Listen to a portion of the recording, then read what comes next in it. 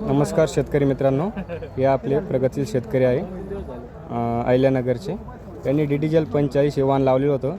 त्यांचा अनुभव आपण ऐकून घेऊया. भैया, तुम्ही साधारणतः किती लागवड केलेली होती? आम्ही 20 गुंठे लागवड केली होती.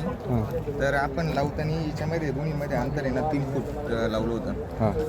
तर 3 फूट आम्ही आणि काही सरांमध्ये 2 फूट अंतर ठेवलं होतं. तर त्याच्यामध्ये आपल्याला असा फरक जाणवला. 3 फुटामध्ये ना आपल्याला ॲव्हरेज चांगलं भेटलं. ही नंतर माजल्यानंतर जास्त हे झाल्यानंतर ॲव्हरेजला फरक पडतो. कमीत कमी 3 फूट व्हायचं हे घ्यायला पाहिजे. आणि एकदम सुंदर भाव येईल. 40-45च्या आसपास याला बाजारभाव राहतो, पण कमीत कमी आणि जास्तीत जास्त 60-65 रुपये बाजारभाव भेटतो हिला. हो, म्हणजे तुम्हाला विक्रीला काही प्रॉब्लेम आले नाही? विक्रीला काहीच प्रॉब्लेम नाही हिला. एकदम सुंदर आहे विक्रीला. आपण जी 620 लावित होतो तर तिच्यापेक्षा हिला 620 पेक्षा ॲव्हरेज बी जास्त आहे आणि खर्च बी कमी. हिला खर्च म्हणजे फवारण्याला निम्मा बी हे नाही त्याला, आणि रोगास बळीच पडत नाही.